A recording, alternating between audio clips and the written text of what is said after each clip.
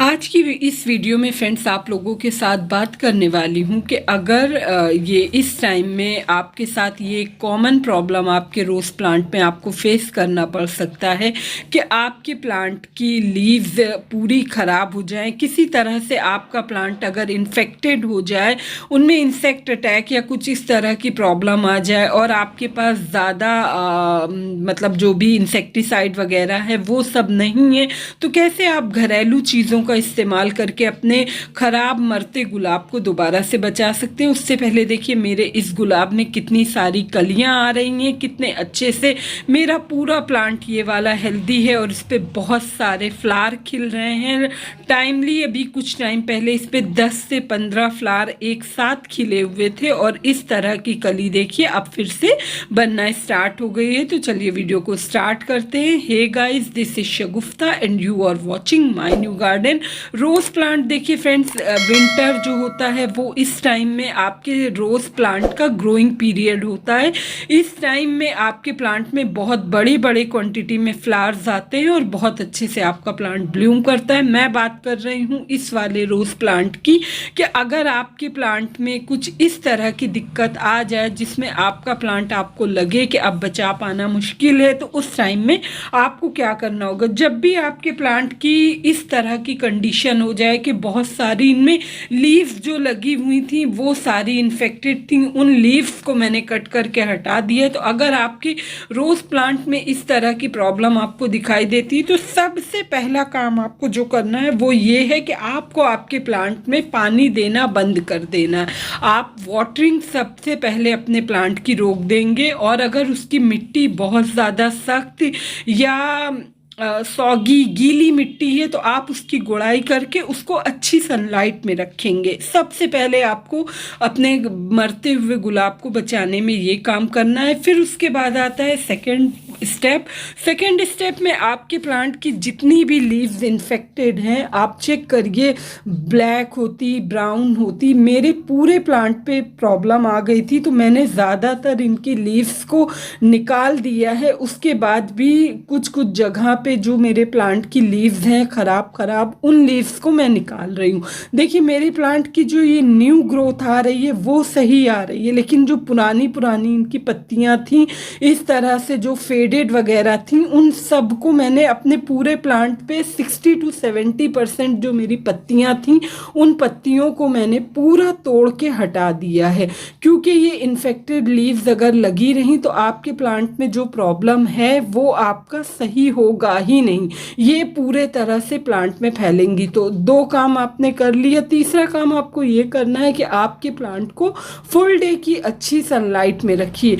Sometimes problem कहाँ आती है कि हमारे प्लांट को अच्छी सनलाइट नहीं मिल पाती। मेरे प्लांट के साथ भी ये दिक्कत हुई है, अच्छी सनलाइट ना मिलने के वजह से और लगातार बारिश होते रहने की वजह से प्लांट इस कंडीशन में पहुंचा। चौथी एक ज़रूरी चीज़ आपको आपके प्लांट में जहाँ पे भी ब्लैक होती ब्रांचेस दिखाई दें, इन ब्लैक होती ब्रांचेस को डाईबैक बोलते हैं। अगर आप इन ब्रांच को कट नहीं करेंगे तो ये फंगस के वजह से होती है और कई बार इतनी खतरनाक हो जाती हैं कि आपकी पूरे प्लांट को ही ये धीरे धीरे करके पूरी ब्रांच उसकी काली होती जाती है। तो ये डाईबैक होता है। इसको जहाँ से आपकी ग्रीन लीव्स है उससे मतलब ये पूरा काले से आप थोड़ा ग्रीन पे इसको कट कर दीजिए तो ये ब्लैक आपकी उसमें लगा नहीं रहना चाहिए। तो वहाँ से फिर आपके प्लांट में जो ये फंगस है जिसके वजह से प्रॉब्लम आ रही है वो प्रॉब्लम काफ़ी हद तक आपकी कम हो जाएगी।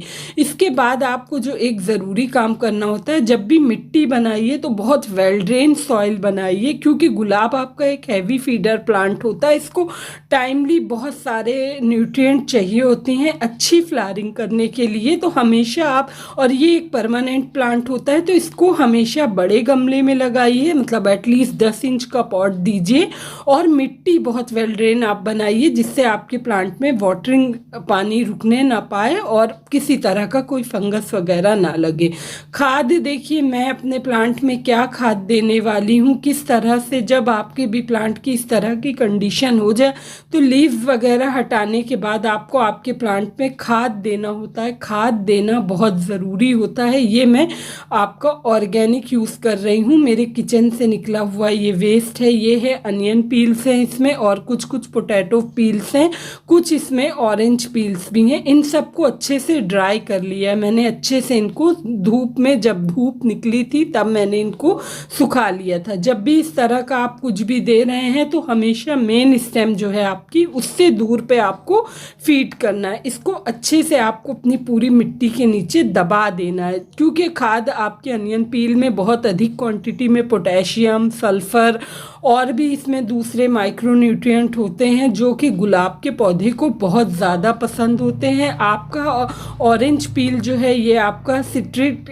फ्रूट होता है जो कि आपके प्लांट की मिट्टी को एसिडिक बनाएगा और आपके प्लांट का पीएच लेवल जो है मिट्टी का उसको मेंटेन करके रखेगा। तो इस तरह से ये सूखे छिलके आपको मिट्टी में दूर, हाँ जब भी आप ये सूखे छिलके दे रहे हैं सिर्फ आपको प्याज के छिलके लेना। मैंने ये सब पूरा सुखा लिया है इसलिए मैंने उसमें उसका बीच वाला पार्ट भी ले लिया, लेकिन अगर आपने गीला गीला अपनी मिट्टी में डाल दिया तो फिर आपके प्लांट में फंगस लग सकता है, इसलिए इस चीज़ का ख्याल रखिए। दूसरी जो चीज़ है इसमें इनकी लीफ की ग्रोथ को फास्ट करने के लिए जो ज़रूरी है वो है आपका टी लीफ, क्योंकि चाय की पत्ती में नाइट्रोजन हाई क्वांटिटी में होता है, मिट्टी को एसिडिक बनाता है और प्लांट की ग्रोथ को अच्छा करता है। ये इस्तेमाल की हुई चाय की पत्ती है जो कि मैंने अंदाज से 2 चम्मच तक डाल ली है। अगर आप फ्रेश टी का यूज़ कर रहे हैं तो 1 चम्मच के ऊपर आप मत लीजिएगा। इस तरह की खाद अगर आपने इनको मिट्टी से कवर नहीं किया तो ये ऊपर ऊपर रहेंगी, तो ये सूखी रहेंगी और आपके प्लांट को जो न्यूट्रिएंट चाहिए वो नहीं मिल पाएगा, तो उससे आपके प्लांट की ग्रोथ फास्ट नहीं होगी। तो इसलिए इस तरह की खाद हमेशा आपको मिट्टी के नीचे अंदर दबा के गड्ढे में ही देना है। इस तरीके से देखिए खूब अच्छे से आपने अपने प्लांट में खाद डाल दिया, उसके बाद आप उसको मिट्टी से कवर कर दीजिए। तो मिट्टी से कवर कर देंगे तो फिर वो धीरे धीरे डिकम्पोस्ट होगा और आपके प्लांट को अच्छे से मिलता रहेगा। इस तरीके से देखिए मैंने अपने पूरे प्लांट में दोनों चीज़ को मिक्स करके डाल दिया है। अब डालने के बाद इनको कवर कर दिया है। अब इसके बाद आपको एक चीज़ का ये ख्याल रखना है, जो मैंने दूसरे प्लांट में भी दिया है, ये खाद आप 20 दिन में एक बार ज़रूर अपने प्लांट में फीड करिए, बहुत अच्छा रिज़ल्ट मिलता है। इस वाले प्लांट में मैंने थोड़ा कम क्वांटिटी में इसलिए दिया है क्योंकि अभी मैंने एक 10 दिन पहले अपने प्लांट में बोन मील और वो डाला था नीम की खली, इसलिए मैंने इस प्लांट में थोड़ा कम क्वांटिटी में दिया है। तो आप इस तरह से ये खाद अपने प्लांट में दीजिए। खाद देने के बाद अगर मिट्टी सूखी है तो वाटरिंग ज़रूर करिए, क्योंकि पानी आप देंगे तो फिर वो खाद धीरे धीरे डिकम्पोस्ट होगी, अंदर जाएगी और आपके प्लांट को हेल्दी रखेगी, प्लांट की जड़ें उनको अच्छे से सक करेंगी। इसके बाद जो ये प्लांट में प्रॉब्लम आई है फंगस के वजह से, बहुत सारी लीव्स हटा दी हैं, लेकिन फंगस आपकी ब्रांचेस पे भी तो होगा। उसके लिए देखिए ये है बेकिंग सोडा, ये बहुत अच्छा नेचुरल इंसेक्टिसाइड का वर्क करता है आपके प्लांट में। लेकिन हाँ, आप जब भी इसको यूज़ कर रहे हैं तो इसकी बहुत कम क्वांटिटी आप लेंगे, बिल्कुल भी क्वांटिटी ज़्यादा नहीं होना है। हमेशा खाद आप कम क्वांटिटी में लीजिए। ये होगा करीब 1 से 1.5 ग्राम, 1 चुटकी बस मैंने लिया है, ज़्यादा नहीं लिया है। आप भी ले रहे हैं तो 1 चुटकी से ज़्यादा ना लीजिएगा।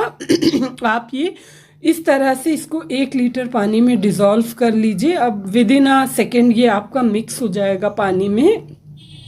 इसके बाद आप इसको अच्छे से पूरे प्लांट पे इस पे स्प्रे कर दीजिए। तो जहाँ जहाँ पे भी आपका किसी भी तरह का कोई फंगस अटैक होगा, कुछ भी इस तरह का होगा, आपकी जो अब नई ब्रांच आएगी वो हेल्दी आएगी। जब भी आप इसका स्प्रे कर रहे हैं तो आप ये ध्यान रखिएगा बहुत तेज़ धूप में आपको स्प्रे नहीं करना है। शाम की धूप में आप हल्का सा इसको स्प्रे कर दीजिए। और अगर नेक्स्ट डे बहुत तेज़ धूप निकल रही है तो आप अपने प्लांट को 1-2 दिन के लिए शेड में रख दीजिए, जहां इस पे हल्की फुल्की मॉर्निंग या फिर इवनिंग की सनलाइट पड़े, डायरेक्ट बहुत तेज़ धूप में नहीं। ये वाला प्रोसीजर आप 10 दिन या फिर हफ्ते में एक बार कर सकते हैं, और ये नहीं तो इसकी जगह नीम ऑयल का भी आप स्प्रे कर सकते हैं। उससे भी आपके प्लांट में ये जो प्रॉब्लम है ये दूर हो जाएगी। आपके पूरे प्लांट में अब जो लीव्स आएंगी वो हेल्दी आएंगी। तो बस एक ही छोटी सी इन्फॉर्मेशन थी कि किस तरह से आप अपने मरते हुए गुलाब को घरेलू चीज़ों से ठीक ठीक कर सकते हैं। और इसके बाद आपको ये ध्यान रखना है, जहाँ जहाँ से आपने कट किए उनको फंगीसाइड या फिर हल्दी या फिर आप इसी से उनको लॉक कर दीजिए, उनकी वो ब्रांचेस ऐसे खुली मत छोड़िएगा। तो बस एक ही छोटी सी इन्फॉर्मेशन थी, होप आप लोग को अच्छी लगी होगी। अच्छी लगी तो प्लीज़ चैनल को सब्सक्राइब करिएगा, वीडियो को लाइक एंड शेयर। मिलती हूँ किसी नेक्स्ट वीडियो में। Okay friends, bye.